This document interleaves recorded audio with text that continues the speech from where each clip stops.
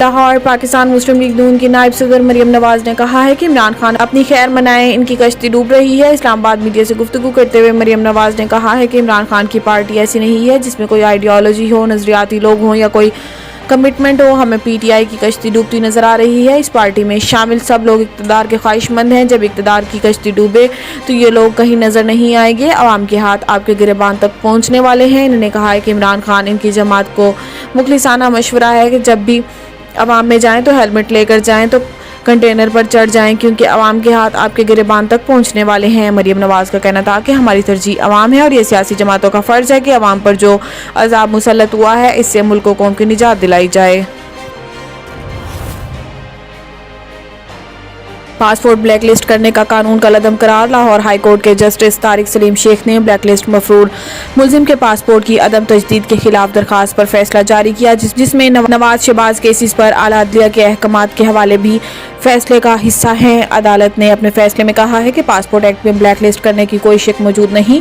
Deputy attorney general نے black list قانون ختم کرنے پر اس کے سنگین اثرات کا خدشہ ظاہر کیا۔ خدشات کی بنیاد پر ریاستی مداخلت کے خلاف بنیادی آئینی حقوق کا تحفظ ترجیح ہے۔ قانون میں اگر کوئی خامی ہو تو پارلیمنٹ کو اپنا کردار ادا کرنا چاہیے۔ فیصلے میں مزید کہا گیا ہے کہ مسلم لیگ نواز کیس 2007 میں سپریم کورٹ آزاد معاشرے کے لیے بنیادی انسانی حقوق کو ریاستی مداخلت پر ترجیح دے چکی ہے۔ بنیادی آئینی حقوق آئین کے دل اور روح ہوتے ہیں۔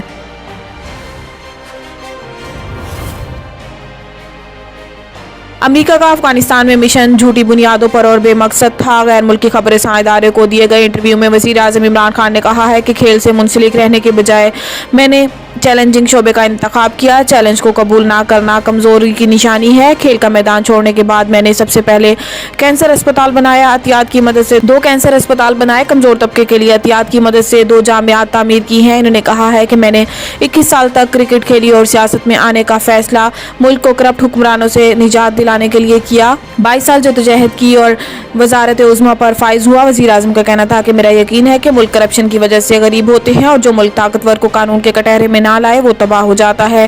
میری پارٹی کا منشور ملک میں قانون کی حکمرانی اور فلاحی ریاست کا قیام ہے۔ انہوں نے مزید کہا کہ جب حکومت بنائی تو ہماری ترجیح بھارت کے ساتھ تعلقات میں بہتری تھی۔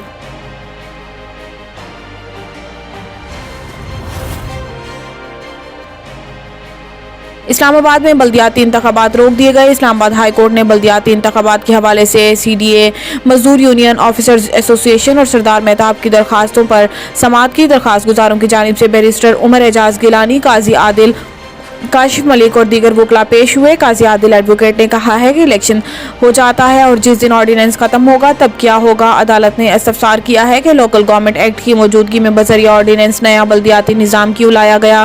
دوران سماعت عدالت نے درخواست گزار وکلاء کو اپنی اپنی درخواستیں پڑھنے کی ہدایت کی۔ کاشف ملک ایڈوکیٹ نے کہا ہے کہ سی ڈی اے آرڈیننس میں کوئی ترمیم نہیں کی گئی۔ اسلام آباد ہائی کورٹ نے کہا ہے کہ کون سے صوبے میں حکومت نے بلدیاتی الیکشن کرایا، رو کے تو کام کر رہے ہیں۔ وفاقی حکومت تو بلدیاتی الیکشن چاہتی ہی نہیں تھی۔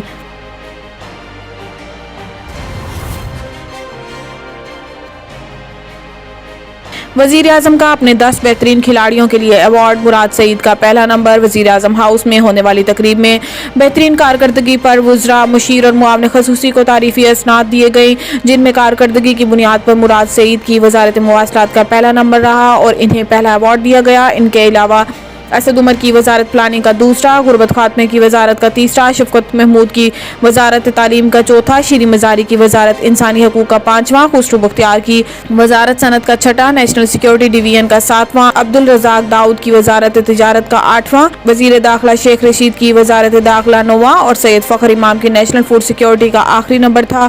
وزیر اعظم کے معاون خصوصی ثانیہ نشتر، مشیر قومی سلامتی معید یوسف اور مشیر تجارت عبدالرزاق داؤد کو بھی بہترین کارکردگی پر ایوارڈ دیا گیا۔ جن وزراء کو شاندار کارکردگی پر سرٹیفکیٹ ملے ان کی وزارتوں کے ملازمین کو بھی اضافی الاؤنس دیے جائیں گے۔